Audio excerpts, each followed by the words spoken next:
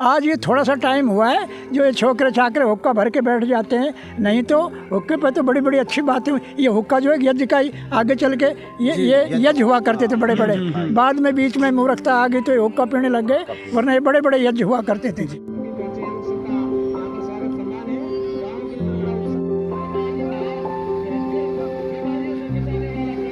बुरी चीज़ों से ऊब लिए हैं ना और उनका रिजल्ट निकाल लिया है उन्होंने, तब ये अच्छी बातों की तरफ आ गए हैं और आगे बढ़े।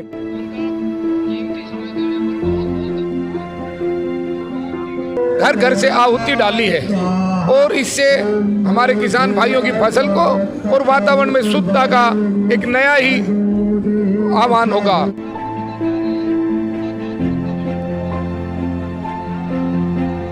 कुछ लोग तो कहते हैं कि घी को जो है ऐसे ही आग में जला देते हैं और अगर ये किसी गरीब आदमी को दिया जाए तो वो खा करके जवान हो सकता है। कितने टनों गैस इस वातावरण में फैलती है जिसको हम लोग श्वास के जरिए अपने शरीर के अंदर प्रवेश करके कितने लोग इससे स्वस्थ होते हैं। नमस्कार, स्टेट न्यूज़ हरियाणा में आपका स्वागत है। मैं हूं अमित अमन। आज हम रेवाड़ी ज़िले के गांव बालधन कला में मौजूद हैं और यहां पे आप देख सकते हैं कि एक महायज्ञ, वो भी चलते हुए मोबाइल महायज्ञ हो रहा है। क्योंकि मैं अपने सहयोगी कहूँगा कि वो आपको एक बार इधर जो नज़ारा है वो ज़रूर दिखा दे और पीछे की तरफ से जो आते हुए लोग हैं उनको भी वो दिखा दे, और साथ में ही आप यहाँ पर देखते हुए चलेंगे कि यहाँ एक मोबाइल जो महायज्ञ है वो हो रहा है, उसको आप देख सकते हैं। और सभी यहाँ पे आप देखेंगे कि इस गांव के जो लोग हैं वो इसमें शरीक हैं, और मैं आगे चलते हुए आपको दिखाने की कोशिश करूँगा कि यहाँ पे आप देख पाएंगे जिस प्रकार से जो महायज्ञ है उसको पूरा का पूरा जो गांव है वो एक साथ होकर के कर रहा है। और उसके लिए हर घर से, या कहें कि यहाँ से एक वातावरण को शुद्ध करने के लिए हर घर से घी वगैरह भी आ रहा है, और सभी चीज़ों का जो प्रयोग है वो यहाँ पे किया जा रहा है। और इस तरीके से एक अलग ही जो शुरुआत है वो यहाँ पे की जा रही है। तो इस गांव के अंदर जिस प्रकार से शुरुआत की जा रही है तो ये एक अनोखी पहल हो सकती है, क्योंकि आजकल जो आप देख पा रहे हैं कि एक संस्कृति का जो विलोपन धीरे धीरे करके हो रहा है, तो उसको बचाने के लिए या उसको आगे ले जाने के लिए, अपनी संस्कृति को बढ़ाने के लिए सभी जो कार्य हैं वो किए जा रहे हैं। तो इन लोगों से हम बात भी करेंगे, लेकिन साथ साथ मैं आपको बताता चलूं कि जो एक पर्यावरण का जो एक शुद्धिकरण होता है वो भी इस तरीके से होता है, लेकिन साथ साथ जो नेगेटिव एनर्जी है उसको भी दूर किया जाता है। तो आगे चल के हम लोगों से भी जानने की कोशिश करेंगे। और यहाँ पे मैं आपको बता दूं कि पूर्व जो हरियाणा के मंत्री रहे हैं सहकारिता मंत्री विक्रम यादव, वो भी यहाँ पे पहुँचे हुए, तो उनसे भी हम बात करेंगे। लेकिन साथ साथ मैं आपको दिखाते हुए चलना चाहता हूँ कि आप देख सकते हैं जो गाँव है वो लगातार अपना जो सहयोग है वो कर रहा है। और इस सहयोग के अंदर आप देख सकते हैं कि लगातार जो गाँव से निकलते हुए लोग आ रहे हैं और वो यहाँ पे अपना अपना जिस भी प्रकार से वो सहयोग कर सकते हैं वो सहयोग कर रहे हैं। आप, मैं अपने सहयोगी कहूँगा वो दिखाएं लगातार जो यहाँ पे हवन के अंदर सामग्री दे सकता है वो सामग्री दे रहा है। और साथ साथ अगर मैं बात करूँ तो जो घी यहाँ पे दान कर सकता है वो घी भी दान कर रहा है। तो साथ सभी लोग यहाँ पे जिससे जो बन पा रहा है वो सभी लोग कर रहे हैं। यहाँ पे आगे चल के हम बात भी करने की कोशिश करेंगे, लोगों से भी बात करेंगे, और साथ साथ मैं आपको दिखाने की कोशिश करूँ यहाँ पे जिस प्रकार से लोग बार बार एक एक करके लोग निकल रहे हैं और सभी लोग अपने अपने घरों से यहाँ पे घी वगैरह जो है वो लेकर के आ रहे हैं। और साथ साथ जो आहुतियाँ हैं वो भी दी जा रही हैं। हम आगे निकल के चलने की एक बार प्रयास करेंगे और वहाँ पे देखेंगे और बात भी करने की कोशिश करेंगे लोगों से, और वही सब चीज़ें हम जानने का प्रयास करेंगे। लेकिन साथ साथ मैं आपको बता दूं कि यहाँ पे सभी जो लोग हैं वो इस गांव के एक साथ इकट्ठे हो रखे हैं, और एक साथ इकट्ठा हो करके पूरे गांव के अंदर से जो इनकी यात्रा है वो निकलने वाली है। और इस तरीके का जो ये महायज्ञ है ये पूरे गांव के अंदर पहुंचेगा। तो हम यहाँ पे लोगों से भी बात करेंगे, और मैं आपको बार बार जहाँ तक बता चुका हूँ कि इन सभी बारे में हम जानने की कोशिश करेंगे, और वो सभी चीज़ें मैं आपको दिखाते हुए चल रहा हूँ यहाँ पे, क्योंकि गलियों के अंदर से ये पूरी जो यात्रा है वो निकाली जा रही है। तो इसको भी आप देख सकते हैं। आगे चल के हम बात करेंगे, क्योंकि यहाँ पे जो गलियाँ हैं वो थोड़ी सी संकरी हैं, तो यहाँ पे जो बातें हैं वो शायद ना हो पाए, लेकिन आगे चल के हम बात भी करेंगे और सारी चीज़ें करने की कोशिश करेंगे। लेकिन तब तक मैं आपको दिखा दूं कि यहाँ पे जो मंत्र उच्चारण है वो भी लगातार किया जा रहा है इन लोगों के द्वारा। और साथ साथ मैं दूसरी तरफ जाने की कोशिश करूंगा और वहां से आपको दिखाने की भी कोशिश करूंगा और बातें भी करने की कोशिश हम इन लोगों से भी करेंगे। और साथ साथ मैं आपको बता दूं कि पूर्व जो सहकारिता मंत्री रहे हैं उनसे भी हम बात करने की कोशिश करेंगे। और यहाँ पे आज मकर संक्रांति के पर्व के ऊपर ये सभी चीज़ें जो हैं वो की जा रही है। संस्कृति को जो बढ़ावा देने की बात है वो भी यहाँ पे हो रही। तो इसीलिए हम अभी जो योगेंद्र आचार्य हैं उनसे हम बात करने की कोशिश करेंगे और उनसे पूछने की हम कोशिश करेंगे कि आखिर जो ये है वो किस मकसद के तहत किया जा रहा है या फिर इसके पीछे जो आयोजन का मकसद है वो क्या है। सर आप ये बताएं, जो आज ये महायज्ञ चलते हुए महायज्ञ हो रहा है मोबाइल यज्ञ, इसके पीछे का उद्देश्य क्या है? ये मोबाइल यज्ञ इसलिए किया गया है क्योंकि इसके अंदर एक पर्टिकुलर जगह पर करते हैं तो कुछ लोग उसका लाभ ले पाते हैं। बाकी ये जो गांव में घूम घूम करके जिस तरह का कार्यक्रम किया है ये इसलिए एक एक व्यक्ति इसका लाभ ले सके और इससे कितना प्रदूषण दूर होता है सबको पता है इस चीज़ का। और हवन यज्ञो वही श्रेष्ठ तमम कर्म है, यह दुनिया का सबसे श्रेष्ठ कर्म है। और इस कार्य को कर करके व्यक्ति के मन में प्रसन्नता, आत्मिक शुद्धि, हर तरह के कार्य होता है। तो इसलिए आदमी इसे में हर आदमी आहुति डाल पाएगा, इसलिए मोबाइल यज्ञ का आयोजन किया है। कौन कौन से वो लाभ हैं जो वो होते हैं या फिर एक संस्कृति के लिए भी ये सब हो रहा है? हाँ, इससे विशेष लाभ ये है कि जो हम आहुति डालते हैं सामग्री और घी वो कई गुना बढ़ा करके, अग्नि का स्वभाव है कई गुना बढ़ा करके उसको देती है हमें। तो कई गुना जब बढ़ती है तो घी, एक तोला घी डालने से और 1 टन शुद्ध वायु का निर्माण होता है, यानी 10 क्विंटल शुद्ध वायु का निर्माण होता है। तो आप इस बात को मानिए कि जो ये प्रदूषण फैल रहा है, आज ओजोन गैस की परत फट रही है, ये सब जो हो रहा है ये प्रदूषण के कारण हो रहा है। और हवन का सबसे बढ़िया जरिया बताया है, इससे बढ़ करके दूसरा कोई कार्य नहीं है जो कि मतलब वातावरण को शुद्ध कर सके। पेड़ पौधे हैं वो धीमी गति से वातावरण को शुद्ध करते हैं और हवन क्या है तत्काल आपको, और जहाँ पर हवन होते हैं वहाँ पर पूरे एरिया में कई किलोमीटरों तक फसल के अंदर वो बीमारियाँ नहीं होती जो प्रदूषण से होती हैं, और बहुत से लोगों में जो बीमारियाँ नहीं होती हैं जो प्रदूषण के कारण फैलती हैं। इसलिए हमने हवन घरों में करने चाहिए, समय समय पर हवन करते रहना चाहिए। तो वातावरण शुद्धि का सबसे बढ़िया साधन एक हवन है, इसलिए हमें इस पर ज़्यादा से ज़्यादा जोर देना चाहिए। जो आम लोग हैं, क्योंकि आजकल एक भ्रांति फैली हुई है और इन चीज़ों को कुछ लोग दकियानुसी मानने लगे हैं, तो उनके लिए क्या संदेश? नहीं, जो व्यक्ति इसको भ्रांति मानते हैं, ये धार्मिक कार्य तो है ही है, हमारी संस्कृति है, लेकिन इसके साथ साथ वैज्ञानिक तथ्य है इसके अंदर। कोई भी अग्नि जलती है तो उस चीज़ को बढ़ा करके हमें देती है। अगर हम इसमें मिर्च डालना चाहें तो मिर्च को भी ये बढ़ा देगा, मिर्च को बहुत ज़्यादा लोगों को परेशानी होगी उससे। इसी तरह से जब घी हम डालते हैं तो घी को भी कई गुना बढ़ा करके और वायुमंडल में फैलाता है, जिससे वायुमंडल शुद्ध होता है। और वायु को शुद्ध करना सबसे बड़ा पुण्य का कार्य है, क्योंकि पानी पीने के बगैर हम कुछ टाइम रह सकते हैं, और आपको पता है कि हम कपड़े पहने भी कुछ टाइम रह सकते हैं और खाना खाए बगैर भी कुछ टाइम रह सकते हैं, लेकिन श्वास लिए बगैर हम ज़्यादा देर नहीं रह सकते। इसलिए श्वास को शुद्ध करना, इस हवा को शुद्ध करना, ये सबसे बड़ा कार्य बताया है। इसलिए कहा है यज्ञो वही श्रेष्ठ तमम कर्म है, यह दुनिया का सबसे श्रेष्ठ कर्म माना गया है, तो इसलिए हमने करना चाहिए। हम आगे चल के और भी बात करने की कोशिश करेंगे। जो यहाँ पे पूर्व मंत्री आए हुए हैं उनसे भी हम एक बार बात करने की कोशिश करेंगे, लेकिन आगे चल के उनसे हम बात करेंगे क्योंकि जो गली है वो संकरी आज की है। हमारे साथ पूर्व सहकारिता मंत्री विक्रम सिंह यादव भी मौजूद है, इनसे हम जान लेते हैं। सर आप बताएं, जो ये महायज्ञ हो रहा है इससे क्या एक संदेश मिलेगा पूरे, अगर मैं कहूँ प्रदेश को या इस इलाके को? आज हमारे महाराज जी सुधानंद जियों की रहनुमाई में और योगेंद्र जियों की अध्यक्षता में आज जो पूरे गांव में बालधन कला के समस्त ग्राम वासियों ने इस हवन यज्ञ में घर घर से आहुति डाली है, और इससे हमारे किसान भाइयों की फसल को और वातावरण में शुद्धता का एक नया ही आह्वान होगा। और मैं समझता हूँ कि इस प्रकार के हवन की शुरुआत करना ये हमारे योगेंद्राचार्य जियों का और हमारे महाराज जी सुधानंद जियों का इसमें सबसे बड़ा योगदान है।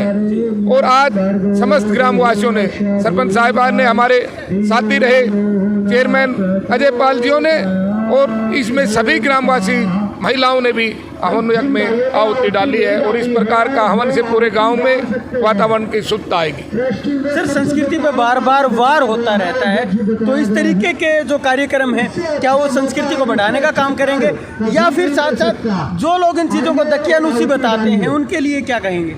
इस प्रकार का जो पूरे गांव में हर गली मोहल्ले में जो हवन की आहुति डाली गई है, ये संस्कृति को और प्राकृतिक को बचाने के लिए ही इस प्रकार के हवन यज्ञ का शुरुआत की गई है। तो आप लोगों को क्या कहेंगे, क्या वो करते रहें ऐसे काम, या फिर आगे इसको कैसे बढ़ाएं? हाँ, लोगों को जागरूक करने के लिए ही इस प्रकार के यज्ञ की शुरुआत बालधन कला से की गई है। बहुत ही अच्छा कार्य है और धन्यवाद का कार्य है। धन्यवाद सर। हमारे साथ में स्वामी जी भी मौजूद हैं, इनसे भी हम जान लेते हैं। स्वामी जी, आप बताएं इससे क्या बोल लूँगा स्टेज पे, मैं बोल लूँगा।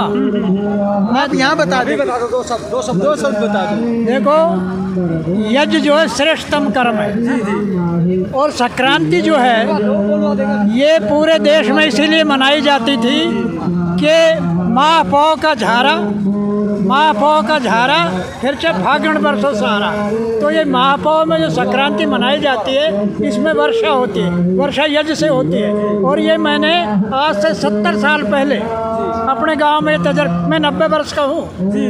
70 साल पहले मैंने 20 साल की उम्र में अपने गांव में यज्ञ कराया था संक्रांति में। और ये संक्रांति जो है पहले दूसरों को पिटोड़े फोड़ के और वो कोर चुरा के और उसमें नहा करके और पूर जलाते थे।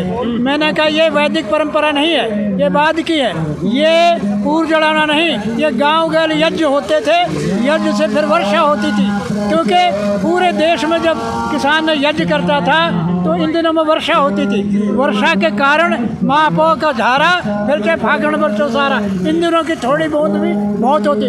तो ये पूरे देश में वर्षा के लिए, सुगंधि के लिए, और संक्रांति एक तरह से जीवन में सम्यक क्रांति, अच्छी तरह क्रांति लाने के लिए, भविष्य के अपने जीवन में क्रांति लाने के लिए, जीवन को उच्च बनाने के लिए ये पद आता है। अब सूर्य उत्तरायण में हो गया है, उसकी वजह से सूर्य भी बढ़ता चला जाएगा। 8 महीने गर्मी रहती है भारत में, 4 महीने सर्दी रहती है। तो इसलिए ये जो पर्व है ये हमारा ग्रामीण, और ये आपके गांव को मैं धन्यवाद देता हूँ कि आपने वैदिक परंपरा से संक्रांति को मनाया है। अगर इसी तरह संक्रांति मनाई जाए पूरे भारत में और किसान मनाए और किसानों को ये समझा दिया जाए तो ना तो गांव में कोई बीमारी रहेगी और परमात्मा को महापौ में भरसना ही पड़ेगा, ओढ़े नहीं पड़ेंगे।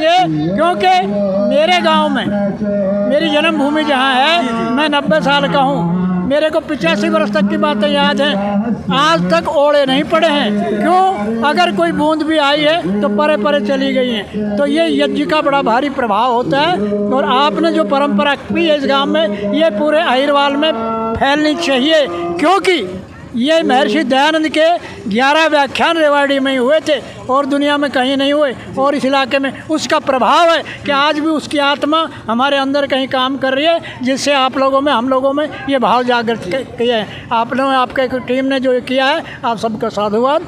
और जो भी यहाँ लोग आए हैं इसमें सहयोग दे रहे हैं, वो बहुत बहुत सौभाग्यशाली हूँ, ऐसी मेरी कामना है। धन्यवाद। तो आप देख सकते हैं स्वामी जी ने बहुत बड़ी बात कही है कि जो ऐसे महायज्ञ होते हैं, पहले वैदिक धर्म पे चलते हुए, वैदिक नीतियों के चलते हुए ऐसे ही महायज्ञ मकर संक्रांति को किए जाते थे।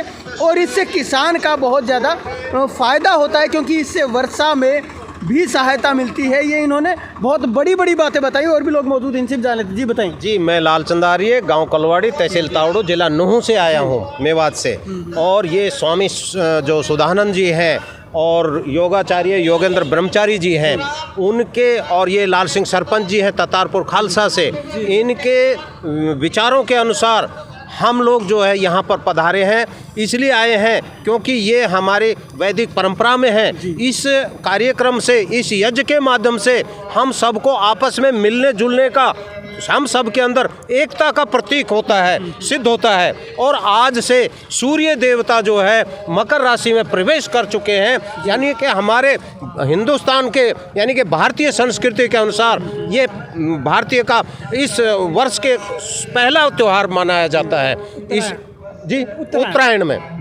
उत्तरायण में ये पहला त्यौहार के रूप में शुरुआत होती है। अब इससे आगे आगे हमारे जो हमारे भारतीय संस्कृति के अनुसार जो त्यौहार है वो मनाए जाएंगे और ये त्यौहार हर्षोल्लास से और हम सबको एकता का, एकजुट होने का प्रतीक है। और हर गांव के अंदर ये अगर इस प्रकार से संपन्न किया जाए तो इससे प्रकृति के लिहाज से भी शुद्धता का वातावरण बनता है और मन की शांति होती है, मन के अंदर प्रेम बढ़ता है, आपस में हम लोगों की सबकी जो है भावनाएं एकजुट होती है और इससे हम बाह्य शक्ति जो बाह्य आक्रांता है उनका भी विरोध करने के लिए हम तैयार हैं और ऐसी भावना से हम इस यज्ञ को संपन्न करते हैं। लेकिन बहुत से लोग ऐसे हैं जो इन सभी चीज़ों को दकियानुसी पुरानी बातें ऐसे बताते हैं, तो उनके लिए क्या संदेश? ये तो भ्रांति है, क्योंकि अज्ञान है, ये अज्ञानवश ऐसा हो रहा है क्योंकि इसके अंदर सारी प्रकृति की चीज़ें हैं। और ये तो कुछ लोग तो कहते हैं कि घी को जो है ऐसे ही आग में जला देते हैं और अगर ये किसी गरीब आदमी को दिया जाए तो वो खा करके जवान हो सकता है। लेकिन ऐसे भ्रांति फैलाने वाले लोगों को ये मालूम नहीं है वो जो अगर घी देसी घी जो गाय का घी है वो हवन में जब डाला जाता है तो इस वातावरण को शुद्ध करने के लिए कितने टनों गैस इस वातावरण में फैलती है जिसको हम लोग श्वास के जरिए अपने शरीर के अंदर प्रवेश करके कितने लोग इससे स्वस्थ होते हैं। ये उन भ्रमित लोगों को इस चीज़ का आभास नहीं है। तो इस प्रकार से वो लोग तरह तरह की भ्रांतियाँ फैलाते हैं जो कि गलत है। ये वैदिक परंपरा के अनुसार जो काम होता है हमारे ऋषि मुनियों की देन है, हमारे ऐसे पूजनीय ऋषियों की देन है और हम उस परंपरा को लगातार जारी रखें। वैदिक परंपरा को और आगे कैसे बढ़ाया जाए, क्या संदेश है उन लोगों की? उनके लिए देखो जी, हमें महर्षि देव दयानंद जी हैं, उन्होंने हमारे पूरे भारत को तो दिखाया ही लेकिन पूरी दुनिया को उन्होंने एक दीपक दिखलाया। एक वैसे तो सूर्य सबसे बड़ा दीपक है और उन्होंने पूरे संसार को जगाने के लिए कृण्वन्तो विश्वम आर्यम, उन्होंने आर्य लोगों का बनने के लिए संदेश दिया था कि हम लोग आर्य बने। आर्य कहते हैं श्रेष्ठ पुरुष को जिसके विचार शुद्ध होते हैं, उनको आर्य कहा जाता है। चाल चलन से और मन को कंट्रोल करने वाले व्यक्तियों को ही आर्य कहा जाता है। लेकिन यहाँ तो कुछ ऐसे भी लोग हैं जो कहते हैं कि ये आर्य हैं, ये तो बाहर से आए हुए हैं, तो ये आर्य की जो वो कहते हैं कहीं जर्मनी से आए हैं और कहीं से ईरान से आए हैं, तो ये क्या है? ये सब गलत बातें हैं क्योंकि आर्य जो है हमारे देश के अंदर ही पैदा हुए थे और ये जो सिंधु नदी है, इंदु नदी जो है, जो हमारे उत्तरी भारत में हिमालय से जो नीचे की तरफ बहती है, उस नदी के किनारे ही के नाम ये जो है हमारे पूर्वज जो है हमारे आर्य थे। आप लोगों ने रामायण महाभारत में भी सुना होगा या उनको पढ़ने से पता लगेगा कि हमारा देश में ही पूरी दुनिया में जितने भी लोग फैले हैं आर्य लोग यहाँ से ही गए हैं। स्वामी जी आप बताएं आर्य की परिभाषा क्या है? आर्य कहते हैं श्रेष्ठ पुरुष को, श्रेष्ठ पुरुष को, और यज्ञम वही श्रेष्ठतम कर्म। यज्ञ जो है अपने लिए, क्योंकि इस बिना प्राण के, बिना वायु के आदमी जी नहीं सकता। 5 तत्वों से शरीर बनता है लेकिन प्राण के बिना नहीं चल सकता आदमी, और इसलिए प्राण वायु शुद्ध रहे इसलिए ये यज्ञ आदि की परंपरा हमारे बड़ों ने पैदा की। और ये जो अन्न है ये भी संक्रांति एक यज्ञ का बहुत बड़ा त्यौहार है। इससे पूरे भारत में यज्ञ होता था। पहले मैं जब 80 वर्ष का कोई 5-6 वर्ष का था तो लोग इसको बनाना भूल गए थे, हैं जी। और क्या नाम, वो बिटोड़े लाते रात को और वो क्या कहते हैं ढाना भरवा लेते, उसमें नहाते और उन बिटोड़ों को रात को चोरी करके लाते, सवेरे सीखते थे और फिर घर जाकर चूरमा खाते थे। असल में वो यज्ञ हुआ करते कि सब लोग अपने घर से जो भी वो लाएं और घी लाएं और फिर यज्ञ करें और यज्ञ के बाद जाके संक्रांत मनाएं, फिर चूरमा खाएं। और उससे ये कि यज्ञ से वायुमंडल शुद्ध होता है और प्राण के बिना नहीं जी सकता। आज भी जब घुटन होती है प्राण वहाँ घुटन होकर मरते हैं लोग। आज ये वायुमंडल में क्योंकि वो इसलिए ये सब हो रहा है। तो स्वामी जी क्या आप मानते हैं पुरानी जो परंपराएं हैं, जो वैदिक परंपराएं, वो लौट करके वापस आ रही हैं? वो आनी चाहिए। और मैं आपके गांव को ये साधुवाद देता हूँ, मैं धन्यवाद देता हूँ कि आप इस परंपरा की अगुवाई कर रहे हैं। भगवान करे आप में ये शक्ति बनाए रखे और आप इसको करें, इसका प्रभाव पड़ेगा आगे। और आपने आपके गांव से ही ऐसा नौजवान एक हुआ है स्वामी जी इसी गांव के हैं ना? हाँ, आचार्य योगेंद्र, आचार्य योगेंद्र इसी कि गांव वो के, बालधन कला से। हाँ, इसीलिए ये इस काम को कर रहे हैं, इसको आगे बढ़ा रहे हैं। और इसी तरह मैं भी एक बहुत पिछड़े गांव का, मेरे गांव से पहले किसी ने मैट्रिक नहीं की थी। मैंने 58 में एमए किया, एमए करके प्रोफेसर रहा और उसके बाद फिर शादी ना करके ब्रह्मचर्य से इसी काम में लगा हुआ हूँ। और देश काले पानी में मैं जाके ये प्रचार किया है और काले पानी में मेरे से पहले कोई नहीं गया था, लेकिन मुझे वीसी शुक्ला ने, जो डिप्टी होम मिनिस्टर थे, उन्होंने काले पानी भेजा और वहाँ भी मैंने यज्ञ की परंपरा कायम की। और आज वहाँ नहीं तो वो जेल टूटने वाली थी, उसको चाइनीज़ वगैरह हड़प करने वाले थे, जहाँ भाई परमानंद में वीर सावरकर ने जेलें काटी, उसको हड़प कर हम गए और जाके फिर वहाँ आबादी थी। वहाँ फिर हमने वहाँ 252 टापू हैं बर्मा से लेकर इंडोनेशिया तक, लेकिन केवल 11 टापू बसे हुए हैं। मैंने कहा, भारत की सरकार को कहा, वीसी शुक्ला जो डिप्टी, मैंने कहा यहाँ पे सब बसाओ लोगों को। तो वहाँ 5 एकड़ ज़मीन, नारियल सुपारी होती है खूब, वहाँ 5 एकड़ ज़मीन दी और वहाँ किसान बसाए। अब वहाँ बहुत अच्छी आबादी है। और अंडमान निकोबार, जिसमें वीर सावरकर में भाई परमानंद ने इन्हें जेलें काटी थी, वो सब अब आबाद है। तो इसलिए हमारा जो है ये यज्ञ की परंपरा है, ये बहुत श्रेष्ठ परंपरा है। और ये संक्रांति एक यज्ञ का ही त्यौहार है, ये पूरे देश में इसका प्रचार होना चाहिए। और आप बहुत बड़ा काम कर रहे हैं, जो इस दिशा में ये गांव पूरे इलाके को दिशा दे रहा है। ये यज्ञ का जो प्रचार है वो विदेशों में भी हो रहा है।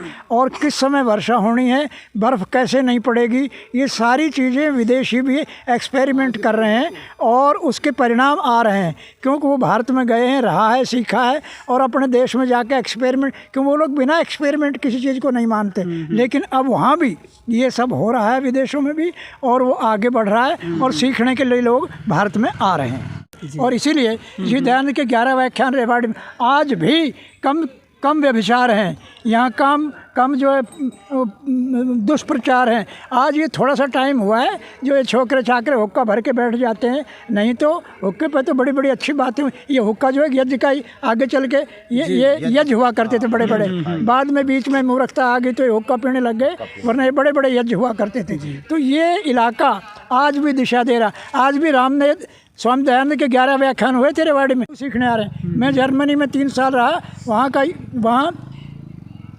56% औरतें थी और 46% पुरुष थे। हैं जी, क्योंकि 2 युद्ध में मर चुके थे।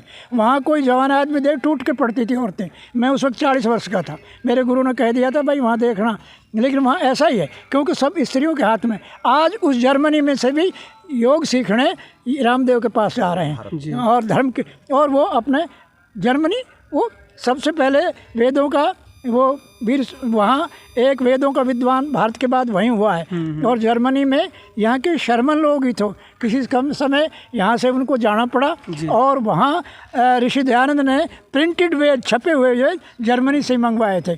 और इसी तरह से वहाँ बहुत बड़ा काम जर्मनी में फिर से भारतीयता जागृत हो रही है, उसकी शुरुआत हम लोगों ने की थी।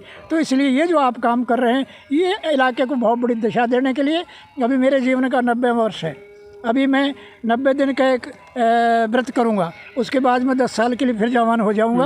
और फिर इस इलाके में, क्योंकि अभी ये रेवाड़ी से 150 किलोमीटर का रेडियस है, आज भी यहाँ भारतीयता, इंसानियत में सदाचार, सचरित्रता। आज ये लड़के जो है ना हुक्के पे बैठ जाते हैं, हुक्का भर भर के, मैं देखा 1-2 बारातों में लोग जाते हैं हुक्के पे आ जाते हैं, हुक्का चलम भर। ये यज्ञ की परंपरा कायम हमने करनी है आगे चल के। इस काम के लिए आपका गांव अगुवाई कर रहा है, आप लोग अगुवाई कर रहे हैं, आपको बहुत बहुत साधुवाद, धन्यवाद। एक और भी व्यक्ति हमारे साथ मौजूद। सर आप बताएं, आप पहले तो ये बताएं आप कहाँ से हैं और आप यहाँ पे आए हैं, तो आपका आने का जो प्रयोजन है वो सफल हुआ या कैसे क्या आया आप? मैं लाल सिंह, एक्स सरपंच ततारपुर खालसा से जी, राष्ट्रपति अवार्ड हूँ। और हमारे गांव के अंदर जो यहाँ बालधन कला के आचार्य देवेंद्र रहते हैं, जी योगेंद्र, वो पहले भी एक दफ़ा उनकी माता का जो देहांत हुआ था तो उस समय वो हमको लेकर आए थे, अब दूसरी दफ़ा फिर आए हैंगे। और इन्होंने यहाँ जैसे जो हमें दिखाया पर था तो बहुत बढ़िया है। और ये सब कुछ जो देन है ये हमारी आर्य समाज की देन है और हम आर्य ही हैं। और जो स्वामी जो दयानंद थे, उन्हीं की देन है ये। और हमारा देश ही आर्य था, अब आर्यवर्त है, आर्यवर्त देश इसका है, पहला नाम आर्यवर्त है। आर्यवर्त है। देश से जम्बू द्वीपे, भरतखंडे। और ये बीच में थोड़ी बहुत कुरीतियाँ आ गई हैं, और उन कुरीतियों से थोड़े इसको पर्दा पकड़ा। तो ये अब ये जो नए जवान हो रहे हैं, स्वामी जी जो सदानंद जैसे हैं, ये इनको शिक्षा दे रहे हैं और ये इसको आगे बढ़ाया जा रहा है। तो ये यज्ञ के रूप में बढ़ाया जा रहा है, तो इससे सारी पब्लिक जुड़ रही है। और इस हवन यज्ञ से ये सब जो दूषित वातावरण है जो हमारे फैला हुआ है, उसके अंदर ये हर आदमी के अंदर ये पहुँचेगी। जो ये हम श्वास ले रहे हैं, ये श्वास जो है बहुत शुद्धि के लिए हवन किया जाता है, प्राणदान दे रहे हैं, ये समझो। सर क्या लग रहा है आपको कि जो कुरीतियाँ फैली थी वो धीरे धीरे फिर दोबारा खत्म हो रही हैं? यज्ञ के माध्यम से सद्बुद्धि होगी। देखो जी, पहले से अब जो आ रहे हैं वो आ तो रही है गिरावट। असलियत बात तो ये है कि 10 साल में ज़्यादा आई है। नशा पत्ती जो है, शराब वगैरह जो ये है, अब हम उनको छिपाएं, झूठ बोल के प्रचार करें, वो गलत है। लेकिन अब थोड़ा सा फिर जागरूक हुई है, तो उनसे ये गहन होने लगे हैं, समझाने लगे हैं। अब ये जैसे ये चल रहा है तो इस तरीके से सुधार की तरफ, मतलब कहने का मतलब ये है कि अगर बुरी चीज़ें बढ़ी हैं तो अच्छी चीज़ें भी जागृत हो रही है। हाँ बिल्कुल। अरे बुरी चीज़ों से ऊब के ही जागृत हो रही है। ये जब लोग इन बुरी चीज़ों से ऊब लिए हैं ना, और उनका रिजल्ट निकाल लिया है उन्होंने, तब ये अच्छी बातों की तरफ आ गए हैं और आगे बढ़ेगा। जब बुरी बातों से परेशान हो गए, अभी विदेशी भी आकर के भारत में योग की शिक्षा लेने लग रहे हैं। वो कहते हैं कि बोला हम इस सभ्यता और संस्कृति से बिल्कुल लाचार हो गए हैं। अब भारत में आकर के कहते नहीं, वैदिक परंपरा और भारतीय संस्कृति और सभ्यता बिल्कुल प्राण स्वरूप है, और लंबी आयु प्राप्त करने के लिए अगर जीना है तो आप भारत के अंदर जाइए, क्योंकि ये भी एक परंपरा है। विदेशों में यदि कोई मरता है तो उसको कोई नहीं जानता और ना उसका कोई नाम होता है, लेकिन भारत में आते हैं तो भारत में अगर कोई मर जाते हैं तो उनको स्वर्गीय लगाया जाता है। तो इनके यानी कहने का मतलब मेरा ये है, स्वर्ग का द्वार अगर खुला है तो केवल भारत में खुला है। ये मेरा एक सत्य वचन है, क्योंकि भारत ही एक स्वर्ग का द्वार है। इसीलिए विदेशी लोगों को अभी पहचानने में आया है, तो वो विदेशों से चल करके भारत में आ रहे हैं, भारत में आकर के शरण ले रहे हैं। और सबसे बड़ी उपलब्धि आपकी वजह से हो रही है, जो कि आपने यहाँ आके हमारे इस छोटे से प्रोग्राम के अंदर, और आपने ये शोभा बढ़ाई है, और इसी से आप लोगों ने जो ये बाहर मैसेज भेजते हो, इन्हीं से ये सारा फैला, मीडिया के माध्यम से भारत की जो है संस्कृति का फैलाव हो रहा है। आप देख सकते हैं जो स्वामी जी थे उन्होंने साफ तौर पे बताया किस तरीके से जो वैदिक परंपरा थी वो दोबारा से लौट रही है, और इसी तरीके से जो यज्ञ था उसका एक प्रयोजन होता था, उस समय पे किसानों के लिए किया जाता था, और किसानों के लिए इससे वर्षा होती थी, और तब उसकी जो फसल है उसको इससे फ़ायदा मिलता था। लेकिन आजकल की जो चीज़ें हैं वो एक साइंटिफिक तरीके से, क्योंकि साइंस उनके नज़दीक नहीं है, साइंस जो थी उसको वो भूल चुके हैं, तो साइंस अब दूसरी चीज़ों को माना जाने लगा है। लेकिन रियल में जो साइंस थी वो इन्होंने बताया कि किस प्रकार से साइंस काम करती है। मैं अपने सहयोगी रोहित के साथ अमित अमन, स्टेट न्यूज़ हरियाणा।